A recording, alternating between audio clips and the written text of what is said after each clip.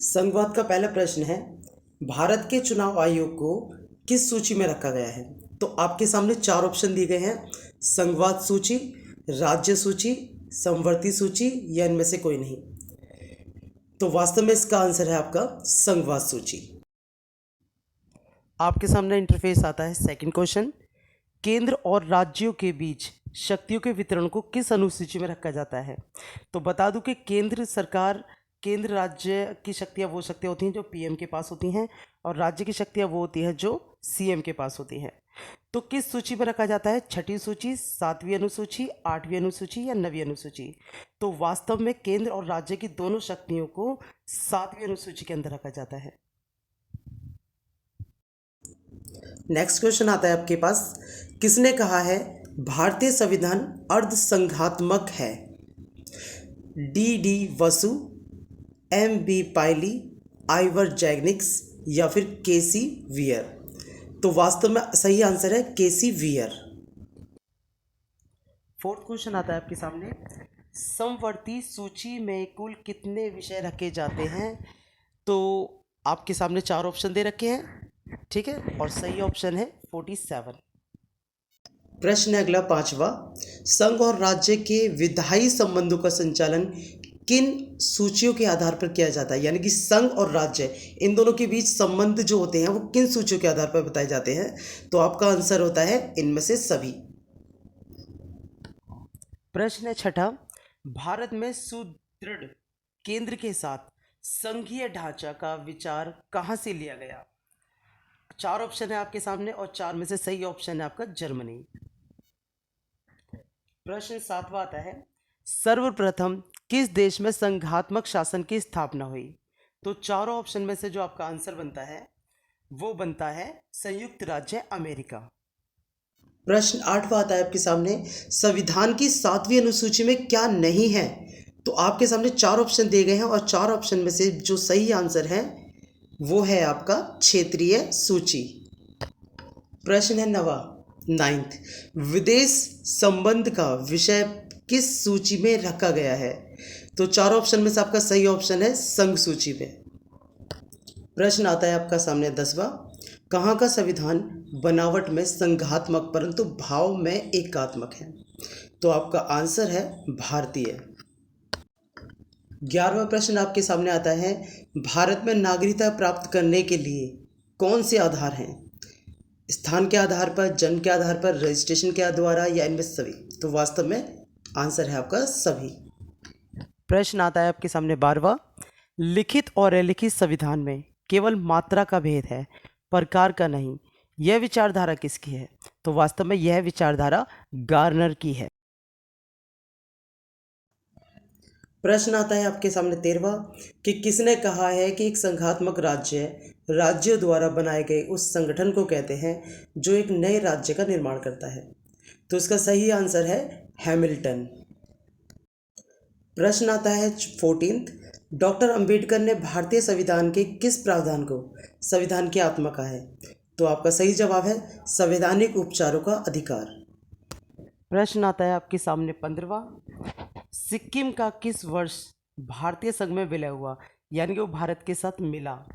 तो इसका आपका सही जवाब है 1975। प्रश्न आता है नेक्स्ट 16, अविशिष्ट शक्तियाँ किसे प्राप्त होती है? यानी कि बहुत ज़्यादा शक्तियाँ जो होती हैं वो किसे प्राप्त होती हैं? तो वास्तव में आपका आंसर है केंद्रीय सरकार को। अगला प्रश्न आता है आपके सामने 17, किसके अनुसार संघ शासन का अर्थ है कमजोर शासन? तो वास्तव में आपका आंसर जो है वो है ए वी डाइसी। प्रश्न 18वां आपके सामने आता है, निम्न में से कौन समवर्ती सूची का विषय है? समवर्ती यानी कि करीबी। तो इसका सही आंसर है विवाह और तलाक। नेक्स्ट क्वेश्चन आता है आपके सामने, केंद्र और राज्य, ये मैं बता चुका हूँ क्या होते हैं, संबंध में विवाद का कारण क्या? आखिर इन दोनों में कौन सा ऐसा पद है जो दोनों के दोनों विवादों में रहते हैं? और वो पद है राज्यपाल का पद। और एमसीक्यू का ये लास्ट प्रश्न है आपका, कि संविधान के प्रावधानों को देखते हुए भारत का क्या है? परिसंघ है, अर्धसंघ है, संघ है या इनमें से कोई नहीं? तो वास्तव में जो आपका आंसर है वो है अर्धसंघ।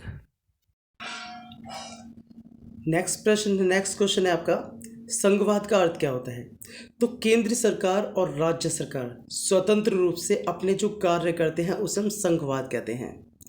यानी कि दोनों के दोनों, केंद्र सरकार और राज्य सरकार, वो दोनों के दोनों अपने कार्य करने के लिए जो व्यवस्था तैयार करते हैं उसे संघवाद कहते हैं। अगला प्रश्न आता है आपके सामने, केंद्र और राज्यों के बीच उठे विवादों का समाधान किसके द्वारा किया जाता है? तो भारतीय सर्वोच्च न्यायपालिका के द्वारा इनका विवाद को सुलझाया जाता है। अगला प्रश्न है आपके सामने, भारत में संघवाद व्यवस्था को क्यों अपनाया गया है? विशालता और विविधता और अत्यधिक जनसंख्या के कारण, यानी कि बड़ा भी है भारत, अलग अलग प्रजाति के लोग भी रहते हैं और काफ़ी जनसंख्या भी ज़्यादा है, तो इसलिए संघवाद अपनाया जाता है। अगला प्रश्न है आपके सामने, समवर्ती सूची पर किसको कानून बनाने का अधिकार है? तो एक्चुअल में दोनों को ही अधिकार है, केंद्र सरकार को भी और राज्य सरकार को भी। अगला प्रश्न आता है, सरकारी आयोग कब बनाया गया था? तो सरकारी आयोग 1983 में बनाया गया था। अगला प्रश्न आता है, राज्यों में राष्ट्रपति शासन का प्रयोग किस अनुच्छेद के अंतर्गत होता है? तो 356 अनुच्छेद के अंदर राष्ट्रपति शासन का प्रयोग किया जाता है। अगला प्रश्न आपके सामने आता है कि राज्यों में राष्ट्रपति शासन कितने वर्षों तक बढ़ाया जा सकता है? तो वास्तव में राष्ट्रपति शासन को 3 वर्षों तक आगे बढ़ाया जा सकता है। अगला प्रश्न आता है आपके सामने, राज्य पुनर्गठन आयोग की स्थापना कब हुई? तो बहुत ही इंपॉर्टेंट क्वेश्चन है कि राज्य पुनर्गठन आयोग की स्थापना कब हुई? तो इसका आंसर है 1954। आता ही आता है ज़्यादातर क्वेश्चन। अगला प्रश्न आता है आपके सामने, भारतीय संविधान का स्वरूप संघात्मक है लेकिन वास्तव में एकात्मक की विशेषताएं प्रभावी हैं।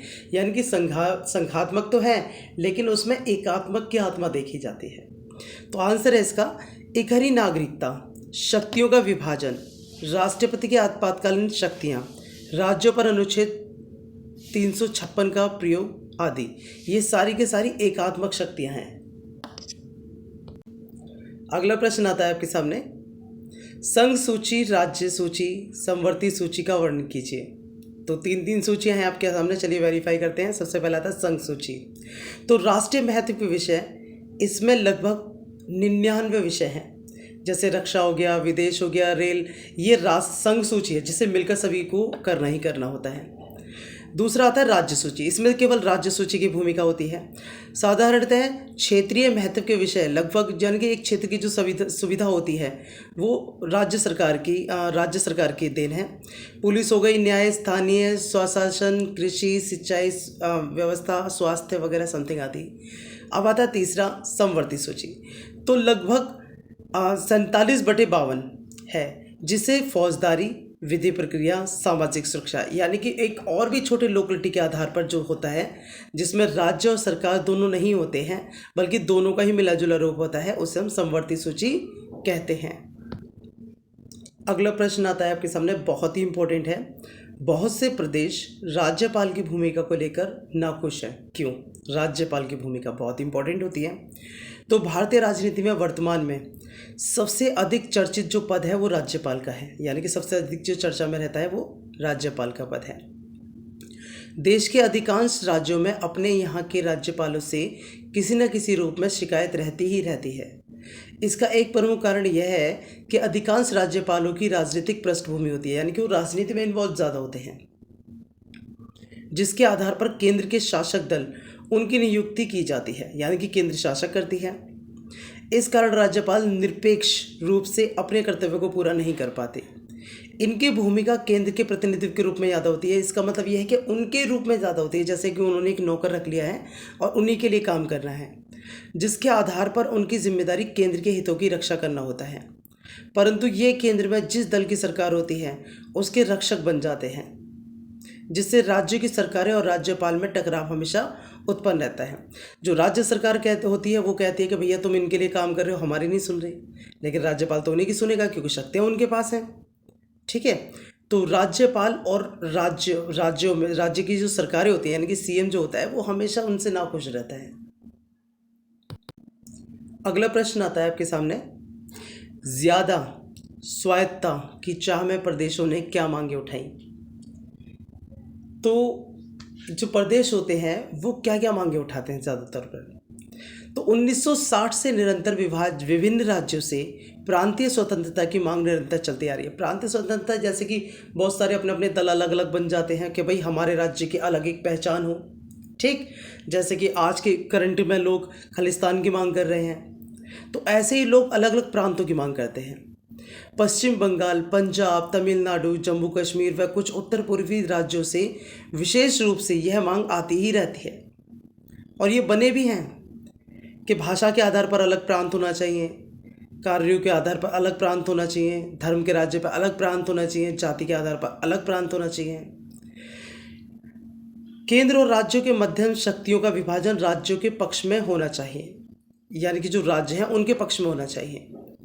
राज्यों की केंद्र पर आर्थिक निर्भरता नहीं होनी चाहिए, यानी कि राज्य के पास ऑलरेडी इतना पैसा होना चाहिए या उन्हें यह अधिकार मिलना चाहिए कि उनके पास धन जो है वो आर्थिक मतलब आर्थिक समस्या ना रहे, मतलब वो केंद्र के पास जाकर खड़ा ना हो जाए बार बार कि भाई हमें पैसा दो। तीसरा पॉइंट है आपका, राज्य के मामलों में केंद्र का कम से कम हस्तक्षेप होना चाहिए, ये मांग है प्रदेशों की, ठीक है।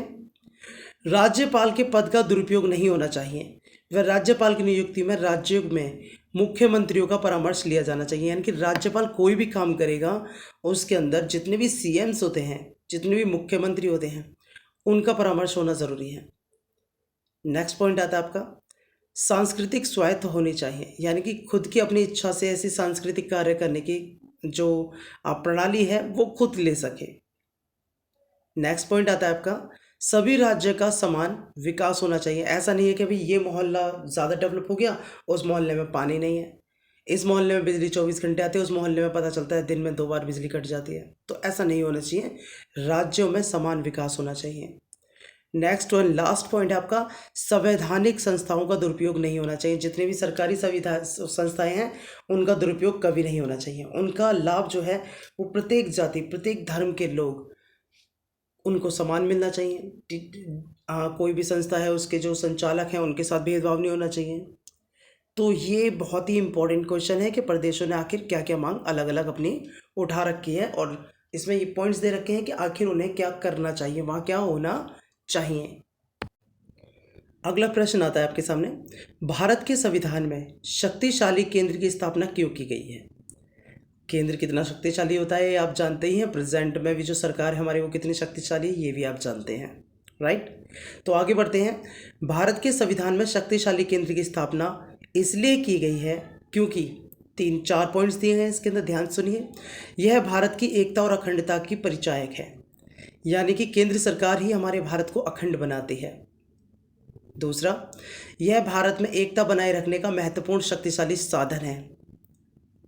तीसरा, समस्त भारत की प्रगति और उन्नति के लिए शक्तिशाली केंद्र आवश्यक है क्योंकि उसे ही पूरी दुनिया में जाके मिलना होता है, बैठना होता है, उसी के हाथ में फैसले होते हैं कि आखिर किस चीज़ को किस तरह से चलाया जाना चाहिए, कौन सी सत्ता कैसे चलाई जाती है, कौन सा बिल कैसे पास कराया जाता है, और वो जितने भी बिल लेकर आते हैं वो देश के हित के अंदर होते हैं। नेक्स्ट एंड लास्ट पॉइंट आता है आपका, भारत का इतिहास इस बात को सिद्ध करता है कि जब जब भारत में केंद्रीय सत्ता कमज़ोर हुई है भारत पर विदेशी राज्यों का आक्रमण हुआ है। सीधी सी बात है, पहले टाइम में भी जो राजा बहुत कमज़ोर हुआ करता था, अगर किसी को पता चल जाए कि कमज़ोर है तो जाहिर सी बात है वो अपनी दाल गलाना चालू कर देते हैं वहाँ पर, ठीक। ऐसे आज के टाइम में, आज के युग में बहुत ही नॉर्मल चीज़ है ये, तो प्रैक्टिकली भी होता है कि अगर आप कमज़ोर हैं तो सामने वाला आप पर आक्रमण करेगा। भारत छोटे छोटे राज्यों के आंतरिक फूट के कारण अनेक वर्षों तक दासता की जंजीरों में जकड़ा रहा है, क्योंकि देश के अंदर ही फूट पड़ी है, जैसे आज भी पड़ी हुई है। इसलिए भारत के संविधान निर्माताओं ने सोच समझकर शक्तिशाली केंद्र की स्थापना की और कहा कि आप देश को चलाइए। केंद्र के पास सारे अधिकार होते हैं, ज़्यादातर मोस्टली अधिकार होते हैं वो केंद्र के पास शक्तियाँ ज़्यादा होती हैं राज्य सरकारों से, राइट। तो बहुत ही इंपॉर्टेंट क्वेश्चन है आपका। अगला प्रश्न आपके सामने है, राष्ट्रपति शासन से क्या आशय है? क्या आखिर राष्ट्रपति शासन होता क्या है? इतने क्वेश्चन पढ़े हैं आपने लेकिन दिमाग में क्वेश्चन घूम रहा होगा कि आखिर राष्ट्रपति शासन होता क्या है। तो चलिए बताते हैं आपको। भारतीय संविधान में राज्यों में राष्ट्रपति शासन की व्यवस्था अनुच्छेद 356, जैसे कि मैंने पहले बताया, इसके अंतर्गत की गई है। ये निम्नलिखित परिस्थितियों में लागू होता है। अब किन परिस्थितियों में लागू होता है, चलिए जानते हैं। किसी राज्य में कानून व्यवस्था भंग हो जाने की स्थिति में, यानी कि अगर कोई राज्य है और उसके अंदर कानूनी व्यवस्था बिल्कुल विफल हो चुकी है, तो वहाँ राष्ट्रपति शासन लागू हो जाएगा। नंबर 2, राज्य में राजनीतिक अस्थिरता की स्थिति में, अगर मान लो कि राज्य में एक पॉलिटिकल जो व्यवस्था है हमारी बिल्कुल बिगड़ चुकी है, स्थिर हो ही नहीं रही है, उस स्थिति में राष्ट्रपति शासन लागू हो जाएगा।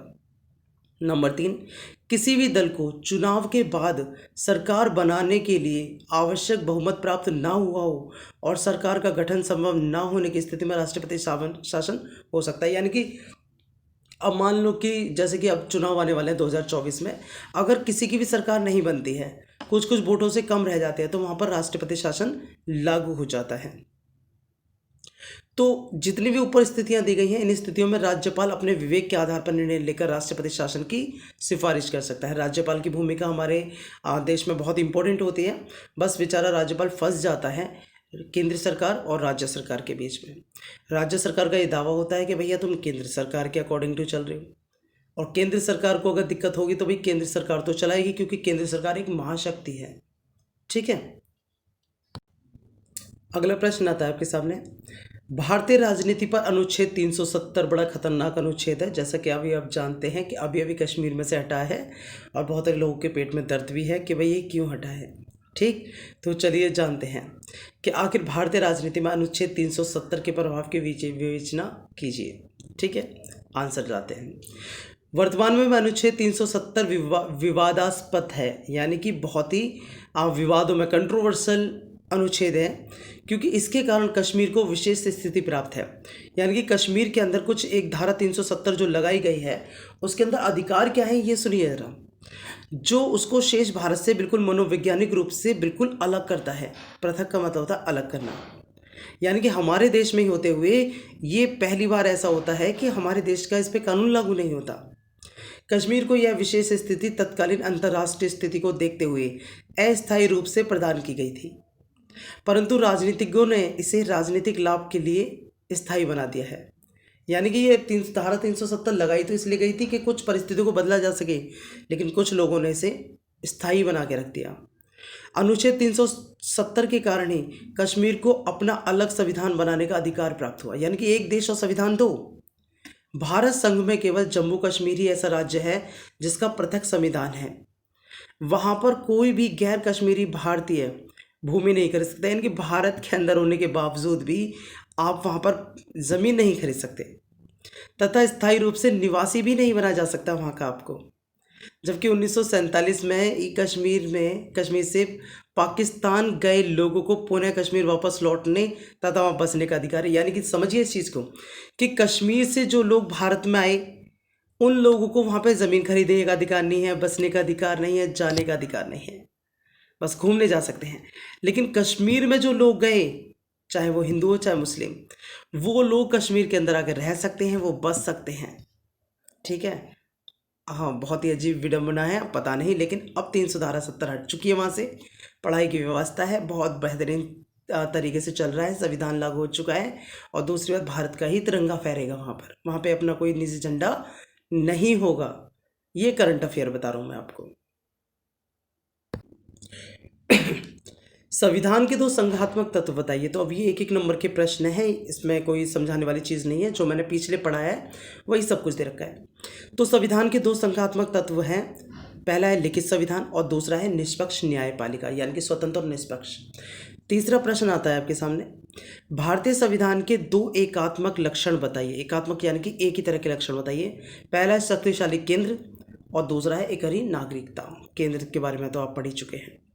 नेक्स्ट प्रश्न आता है आपके सामने, भारतीय संघ में कितने राज्य हैं। तो भारतीय संघ में कुल राज्यों की संख्या 29 है। अगला प्रश्न है, भारतीय संघ में कितने राज्य हैं। तो भारत में कुल राज्यों की संख्या 29 है। ये क्वेश्चन रिपीट हो चुका है यहाँ पर।